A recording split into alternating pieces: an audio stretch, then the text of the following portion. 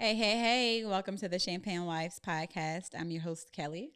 And I am your co-host, Nicole. Hey, boo. Hey, Kels. How are you? I'm doing good, girl. How are you? Okay. What? Okay. Let's get into it. I know. Well, today's a heavy day, right? For those that don't know, we are recording from Texas, and there was a tragic mass shooting. Devastating. Devastating. It's the last week of school for folks, for kiddos, and it was at an elementary school, and it's just, our hearts are heavy. I know we're parents, and to think that a lot of these moms and dads gave their kids a kiss goodbye, and that was literally the last time they were going to see them. I can't even imagine what they're feeling, what they're going through. So my heart is heavy, and I know you feel the same way. Our prayers and condolences go out to the families. Condolences to those families, absolutely. That's like the worst nightmare, and I just hate that we're living in a time where this is like our reality, right? So hearts go out to those individuals and those kids. I don't even think at this point we know exactly how many lives have been lost, but I'm just hoping that, there's as few people that have been impacted by this as possible. And we go back to what we always say, right? Voting is so important. Think about who you are voting for, who is passing legislation to protect our kids, to protect our elders that are going grocery shopping. So please don't miss the opportunity to vote. I know here in Texas today, we're doing primary runoffs. So it's not just in Texas, it's in other parts of the Southeast as well. So your vote counts for sure. Definitely. So now that we've gotten it out the way, and I think we probably stole Good Journey's thunder a little bit because I'm sure she wanted to talk about it during What's Poppin', but it's just been heavy on our hearts. But you look good, sis. I mean, I'm feeling the pink. Thank you. Okay, the braids out. We got the inches. Listen, we got some bundles. Yes, we did. I just felt like we needed something different. You know, I went my 8 weeks. Me too. 8 weeks. Me too. Mean, I see you out here with the natural curls. Yes. My hair appointment is not until tomorrow, so I didn't have any other choice but to put a bun in my head and put on a cap. But not just any cap. No. You bring fashion. Champagne wives, child. Champagne wives. Per usual. I expect nothing less. Nothing less. So how's your week been? So far, so good. Yeah. It's been, it's only Tuesday at this point, and so it's been very slow. Can we talk about that though? It's Tuesday. Yeah. Normally we record on Thursdays, and we have a little bit of a new setup. Yes, we do. I'm super thrilled about. Super thrilled about this new setup, as you guys can see, probably with the updated lighting and the backdrop and the mics and everything. So we have a new setup, and this is our first week shooting here, and so we're just getting acclimated. Try it out. Big things. We try. It's all about leveling up. So let's just pop the bottle and let's get into. You are okay. You are. So what are we gonna talk about today? I think these mics in our right at us makes us just want to chit and chat more. I know. Right? As if we don't chit chat enough. Having the mic here, I think we can get carried away. My prayer is that this thing does not just take out. Oh, please. Because it was in my back seat, and I do not know how I was driving. I actually missed the exit and had to turn around. So just be careful. Ooh. Beautiful. I love that sound. Okay. Let's get poured up, and we can talk about our topic today. Thought it would be appropriate to talk about code switching. I know there's been so much conversation about code switching pretty much for the last, I'd say 3 or 4 years. And I don't know. We're a lot. I think it's still happening a lot. It does. Oh, it definitely does. And I think, as we're closing out Mental Health Awareness Month, it's important to talk about the impact that can have, right? Yeah. And not truly being and living in your authentic self. Yeah. When you do have to code switch. So code switching in life in particular, in general, or at work, or where in particular are we code switching? All the above? Let's find out. Okay. So the definition of code switching, and I'm pouring this, and I have my definition. You're pouring very, very slow. I wish I could just reach over and help you out. Sorry. I feel really nervous about all this new equipment. I know, right? That part. Oh, please don't be the one. Don't be the one, like the one that broke the window at the gym. Who did that? I don't know. Who did that? Cheers, babe.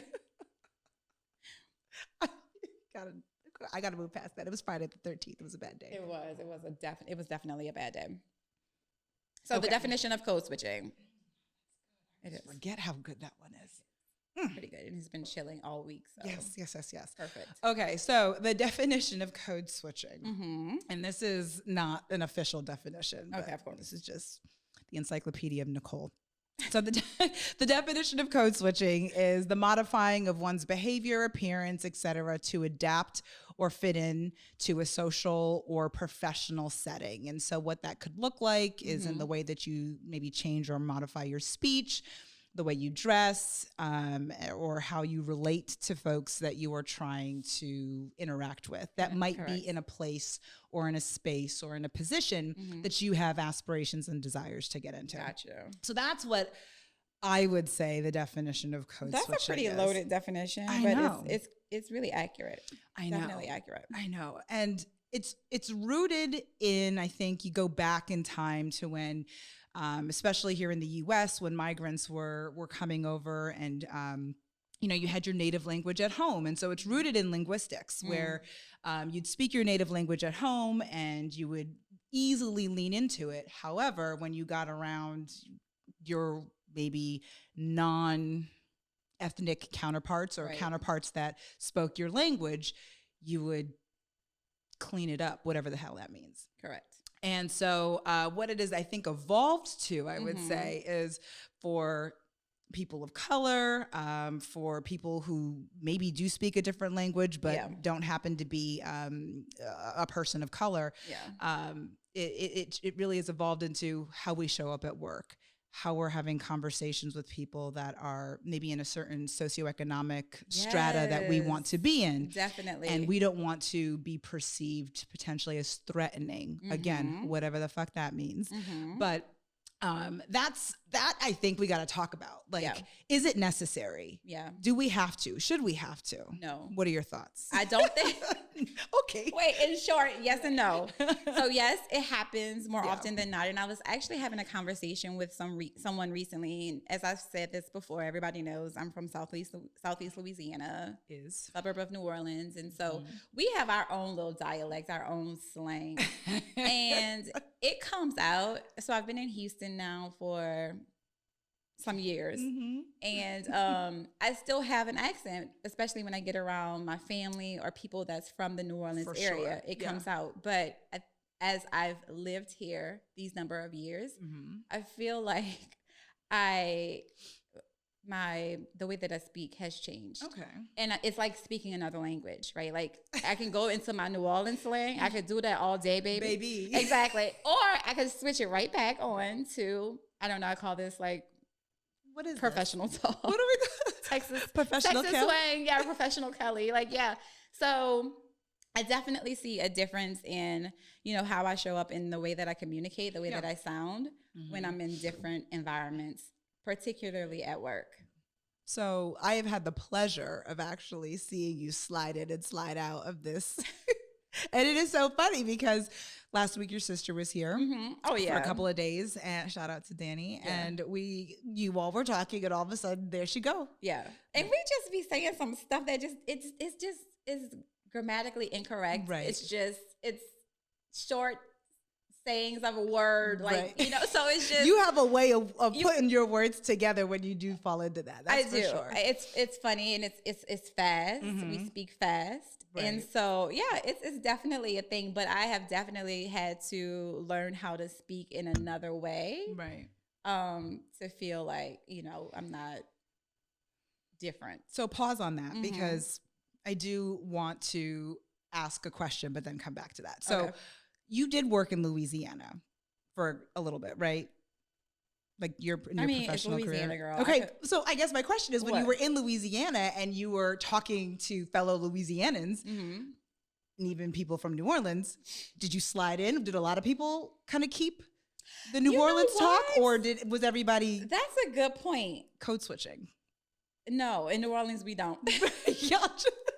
But even in the work setting, right? Because you would think that that's the place where people would want to code switch.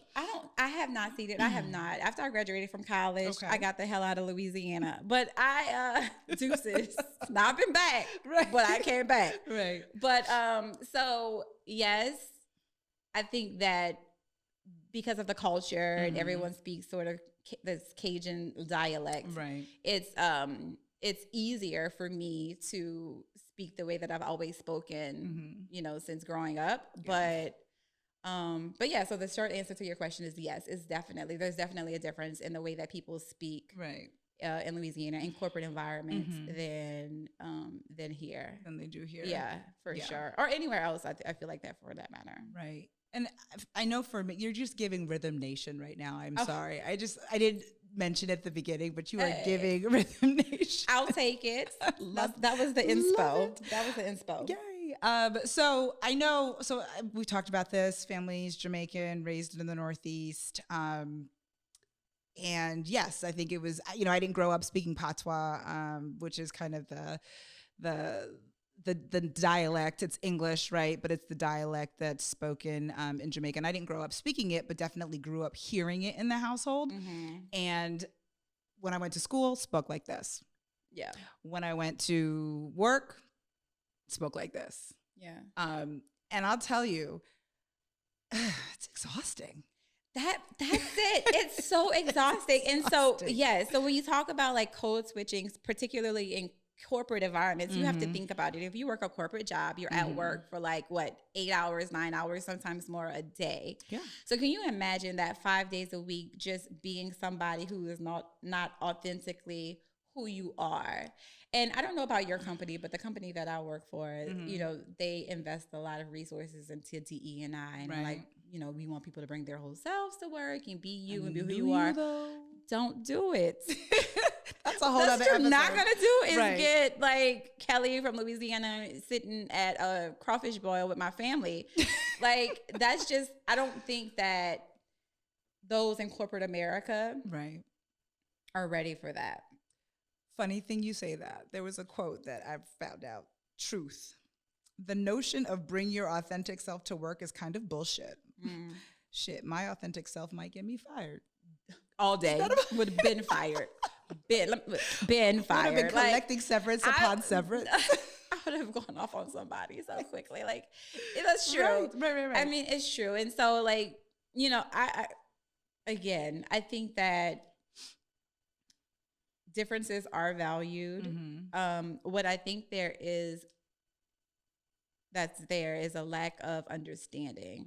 And I think that if a person does come to work and be the authentic in their true selves, who they are with their friends, who they are with their families, I think that it wouldn't be able to be received in a positive way. Yeah, because there's so much conscious and unconscious bias that folks have. Absolutely. Exactly. And so I think that because of that lack of awareness, I think it could cause more trouble than what you actually intended it to be or to do. So I don't think that it's best or wise to bring your true authentic self to environments like that. I know for me, I had an event with the Bubbly Bar just recently. Yeah.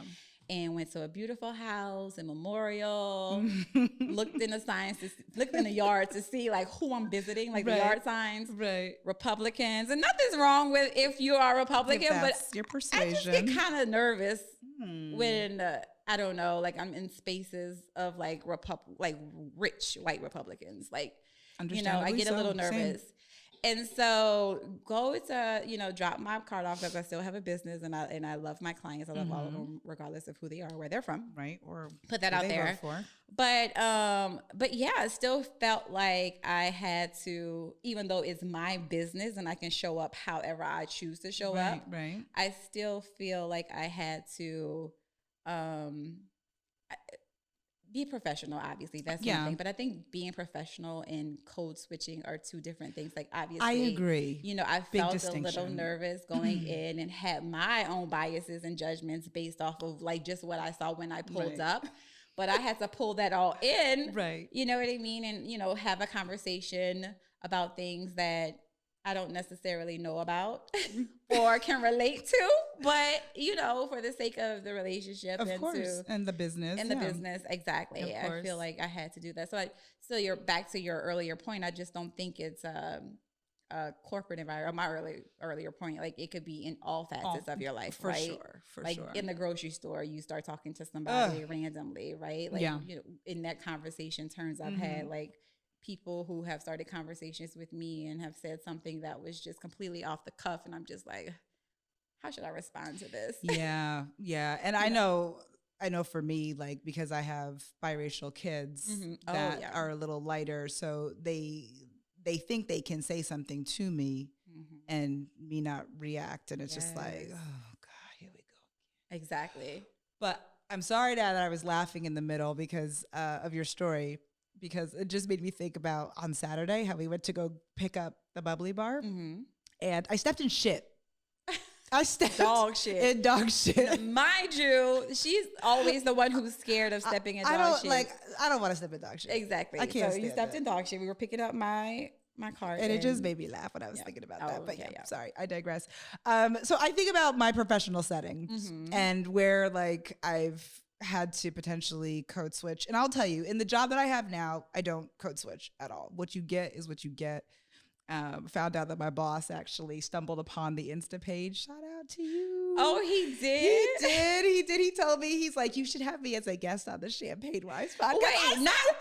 He stumbled upon the Champagne Wives? The page, child. Oh my God, not the page. Hey, Eric. But yeah, no, he stumbled upon it.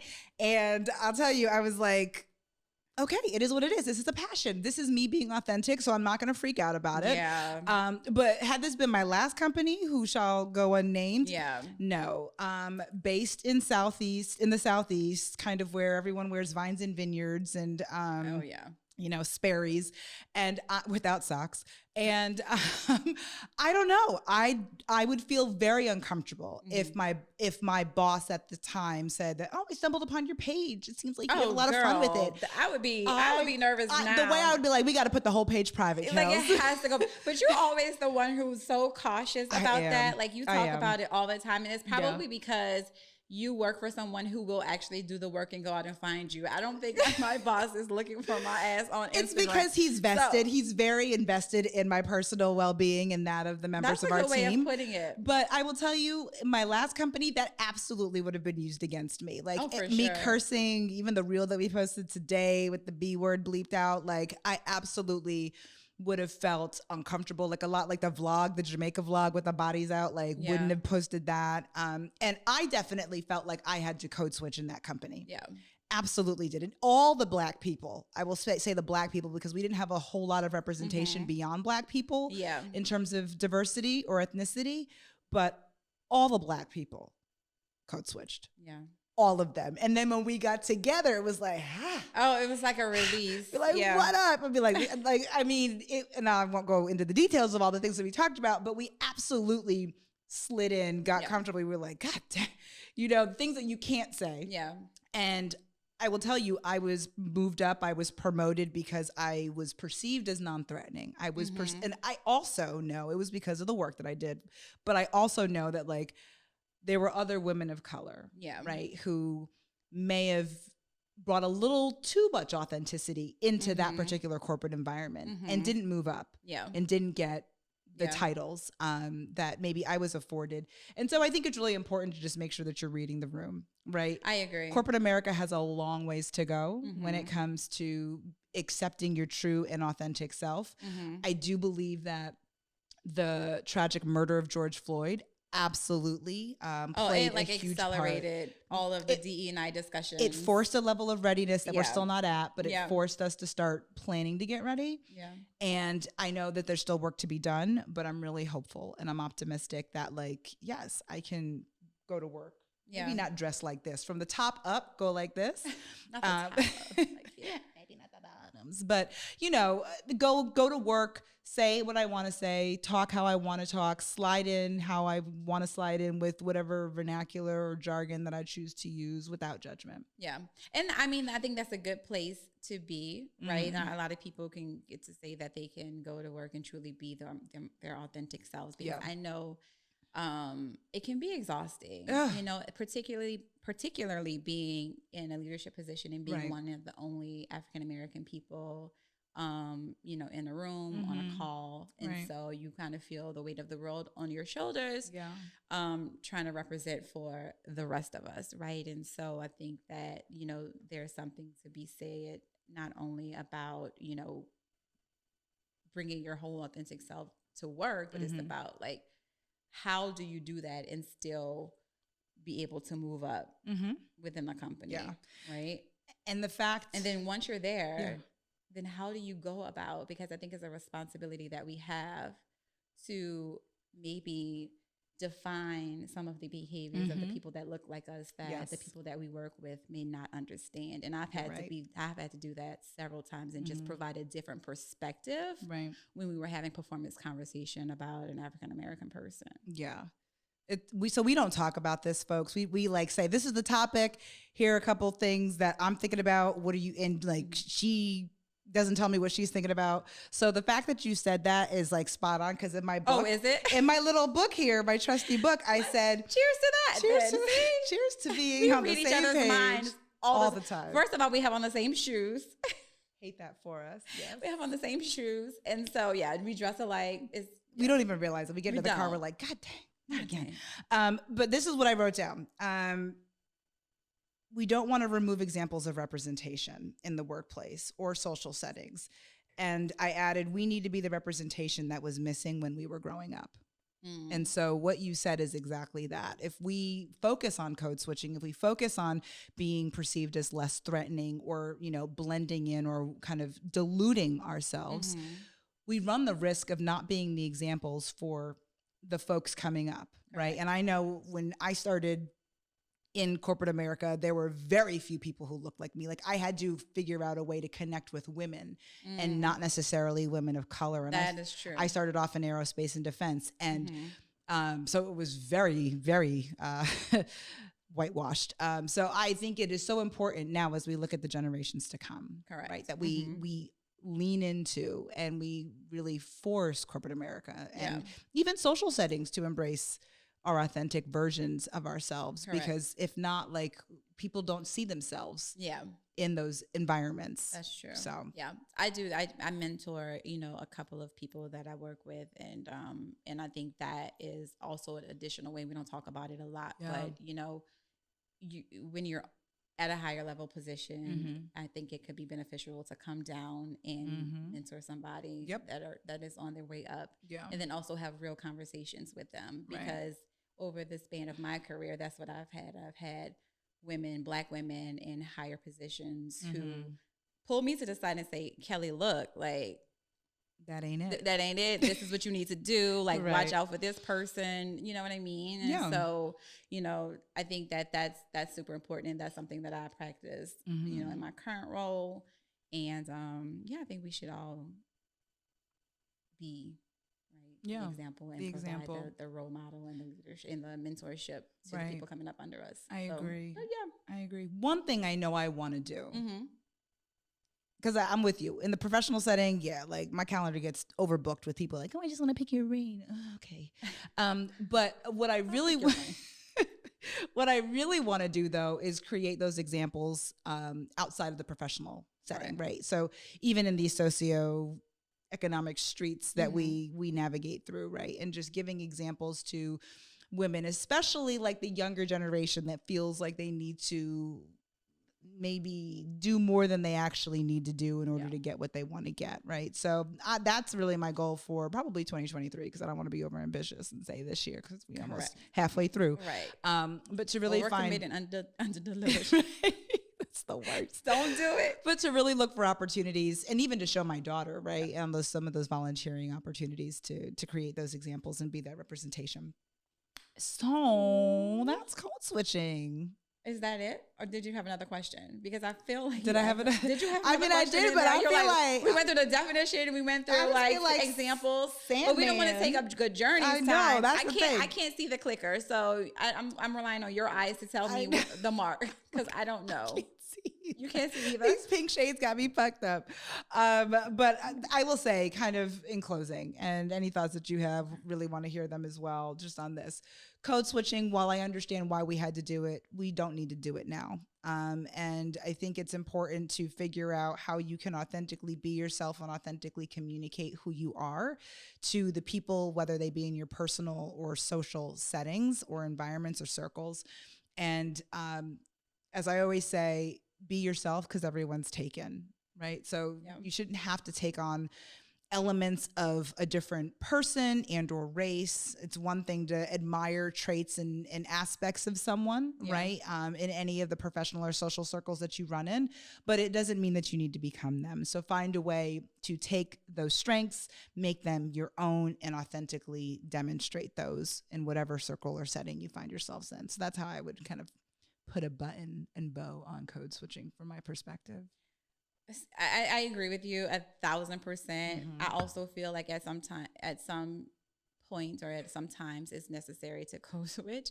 I don't think it's right, obviously, but I think that, you know, you're in a position where you don't necessarily have to do that anymore. I think a lot of us are still kind of trying to figure it out. That's fair. Navigate it. I don't think it's anywhere as bad as it used to be. Obviously, with everything that's been going on in like the last 2 to 3 years, but I still do think that at some point it's necessary. I think it's just like cops, right? Sometimes you run into really good cops and sometimes you don't. And I feel like the same way in corporate America. Like there are some people that have really great intention, but there's still those others that don't. That don't. That's exactly. True. And so I would say be leery of that and be careful. And so I don't want to say code switch, but do what you got to do. Read the room. Read the room. Thank you. Read the room. Exactly. Exactly. Okay. So with that, I think it's time to pour up the third glass and bring in the good sis. Okay. Good journey for what's poppin'. So cheers. Cheers. You can put your phone down, Nicole. I know. We got to reach a little ways now that we got our setup. Okay, but this setup is everything. Thank you. It's so cute. I mean, Adam is the GOAT for having us at GOAT, like in all caps, the like, absolute best. All caps. And this is actually a Black woman-owned business called The Exception. Yes. And it's gorgeous. So absolutely. Yes. Cheers to the exception. Cheers. Tink, tink, tink, tink. Oh, we doing it? Okay, for real, cheers. Okay, that's cute.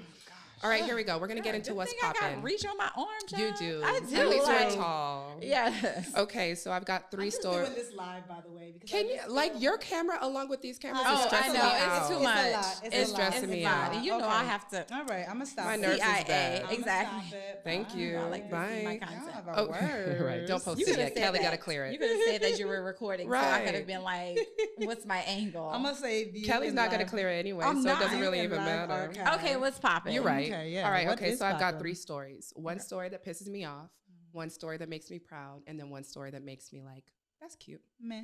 The first story that the first story that pisses me off is the whole Juneteenth debacle. Y'all saw that Walmart put out a Juneteenth ice cream. The ice cream, the great value, not the great value. Y'all bothered by that? I'm pissed. Let them people mind their business and make their money. Because here's the thing.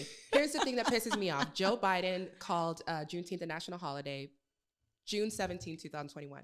On September 2nd, a company called Belcham out of Utah with the white man CEO trademarked Juneteenth. So that little ice cream you saw, the funds and the money goes to that company. What? I'm telling you. Are you serious? I have receipts this right is here. Anytime someone says Juneteenth, and no, or right someone went and trademarked. And on September 2nd of 2021, somebody went and trademarked Juneteenth. Can't have shit. Are you serious? I promise you. You Literally can go look in the register today.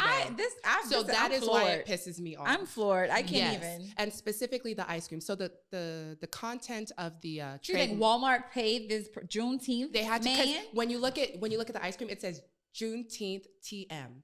Trademark. Yes. So they have to pay that man to utilize the name to sell the ice cream for Juneteenth. We can't have shit. I'm a triple dog dare you and say that we can't have shit. Listen, and Juneteenth is coming up. Let me just, black, white, whatever your race is, Spend that day spending money on Black business. Do not go to Walmart. Do not go anywhere else.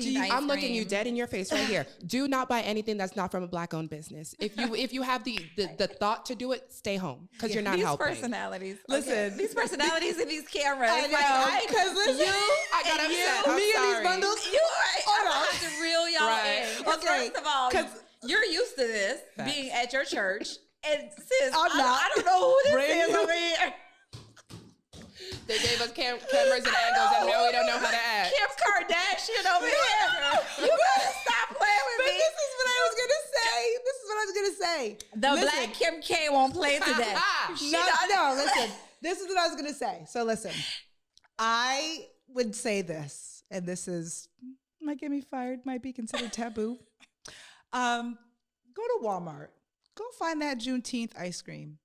And take it out of the freezer and sit it outside. Sit it outside of the cooler. Because at this point, don't buy it, but just let it melt or hide it in different parts of the store. Yeah, that's what I'm talking about. But if they buy it, no, don't buy it. Don't buy it. Hide it throughout the store and let it melt. Gotcha. And let it just walk away. In like children's clothing. Period. Let it melt. That's what you need to do. Behind the bread. Just let it melt. So Kim, allegedly and unofficially, former employees of where we used to work, do you really want to do this? Yes, because they did it anyway. People would always take stuff out of freezers and put them in like random. But deli meat. I'm sorry. I worked at a grocery store. Sorry to all the Black folks and allies that work at Walmart, but I condone that message. I co-sign. Yes, do that. Do you know that weird fact that Walmart is having a hard time finding store managers? So what they are doing is paying their store managers close to $120,000. Oh no, they make money. They are starting off at 65. Store managers making 120 and above plus bonus. At Target, the store managers were in the six figures. That's true. Yeah. Mm-hmm. Okay, the second story that makes me proud is Stacey Abrams was just. She won the Democratic nomination for governor of Georgia. Yes. Stacey Abrams. Yes. So we're off to the races. On, she's gonna go after what's his name? Is it Camp? It might be Camp. It might be Purdue. Not sure. We don't care. Right. What needs to happen is Stacey needs to win. Period. So I stand. I just wanted to put that out there. I stand to Black women in politics. Something to be proud of. That's what I'm saying. That's something to be proud of. She has kept the momentum going. She hasn't given up even after some very serious and hurtful defeats. Mm-hmm. So I'm all for this. And I hope she wins the election. I hope she does too. And I do hope that I think Kemp is backed by Pence and Purdue is backed by Trump. Oh. And so I would love to see, especially since Georgia flipped in the 2020 election. I would love to see Georgians. If we have any listeners from Georgia, go do it for your girl, Stacey. Please do it for the country. Please do it for the culture. Y'all see what's going on? Y'all see what's going on with Hot Wheels Wiki over in Texas? Y'all see what's happening in Texas? Oh right? my God, we're losing rights left. Help us. Listen, we can't go to the bathroom without it. No, girl, it's just we have no rights. It's a horrible time. All the rights. That's it. So, right before our eyes, oh my God, yes, it's scary. Everything little by little is getting pulled away. And then they want to have a mass shooting today. Oh my God. It's stressful. It's stressful. It is. Okay, so which one has you mad? The last thing that has me mad, but kind of is the Kravis wedding, the Kourtney Kardashian Travis Barker wedding. I talked about it on my Instagram today. Okay. And a lot of people had a lot to say about the goth-inspired wedding, the mini dress that was basically lingerie with a veil that had the Mary, like the Virgin Mary. Yeah. Mm-hmm. And the very Dolce and Gabbana inspired looks across the entire family, which is funny because a few years ago, Dolce and Gabbana was like, these people are cheap. Yep. I'm not going to dress them. They had a lot to say about some Kardashians. But they got that Hulu check and all of a sudden, and all of a sudden here they come around. Influences. Smiling and kikiing in their faces. But at the end of the day, was it a tacky wedding in your opinion? No, I don't think it was a tacky wedding. Is it because you don't care? Well, yes. That is it. That is the number one thing. That is the root cause. I don't. However, I feel like I don't think it was. I think it was nice. I feel like it's their style. That's who they are. That's what they have subscribed to. Right.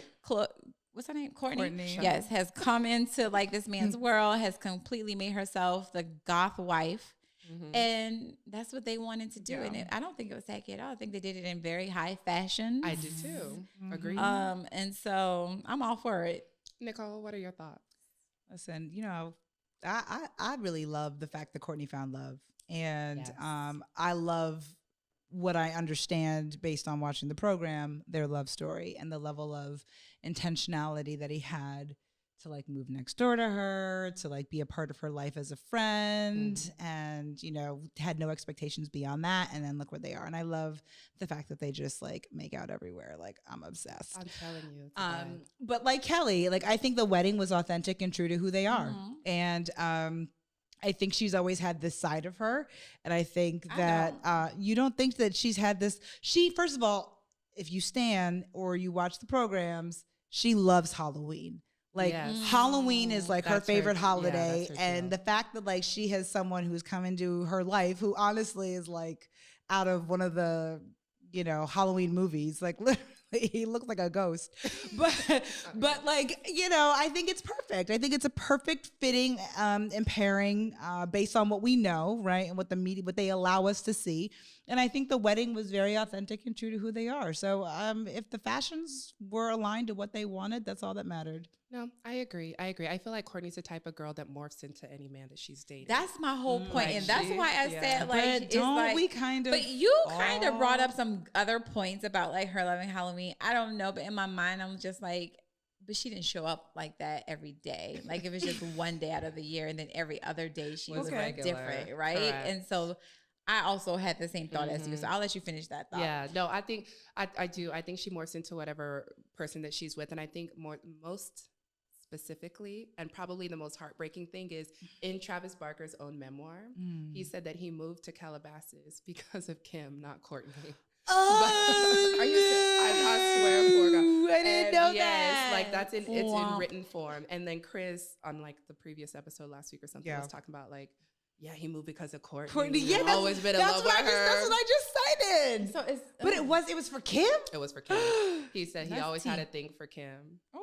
And so, and I mean, understandable. It's a beautiful family. You with the take your pick. Baby, I don't want nobody. This is the New Orleans, Louisiana coming out right now. I don't want nobody who want my sister. I'm not doing that. I could not do that. Want it. I can't. I'm not doing it. No, I feel you because my ex-husband went after my roommate first. He did. Oh, first. Okay. Like, but not. They didn't go on dates or anything. But he was attracted to her first, and look at me now, guys. Well, looking gorgeous, being fabulous, raising an amazing healthy, princess, wealthy, and black. I know that's right. Blessed and black. To that. To what we got left. She said, okay, meet me halfway. So 3 topics. Anything else? Love that. No, I mean, do you have anything in the arsenal? No, nothing in the arsenal. Sandman is here and burning. The tap shoes are burning. So let's go ahead and wrap this up. Follow us. Subscribe to our YouTube channel. You can follow us at Champagne Wives Podcast on IG, Champagne Wives Podcast on Facebook. Yes, you can email us at champagnewives@gmail.com. Personal pages, you can find me at callme_Kels, 1L. And I'm Good Journey to Ease No Why.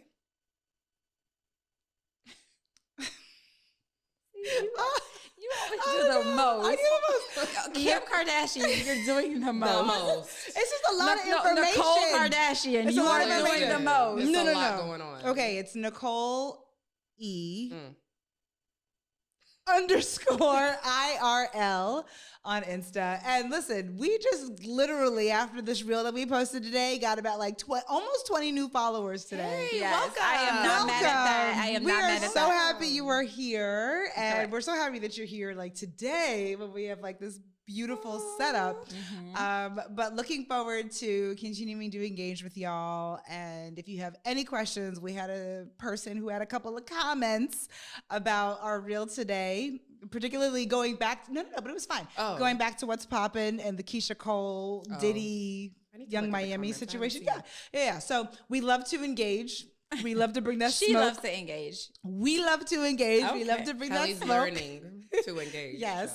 So I'm trying. But we're also open to learning as well. So continue to engage, continue to like, continue to subscribe and follow. And we thank y'all. We love y'all. We appreciate y'all So much. Bye. Bye.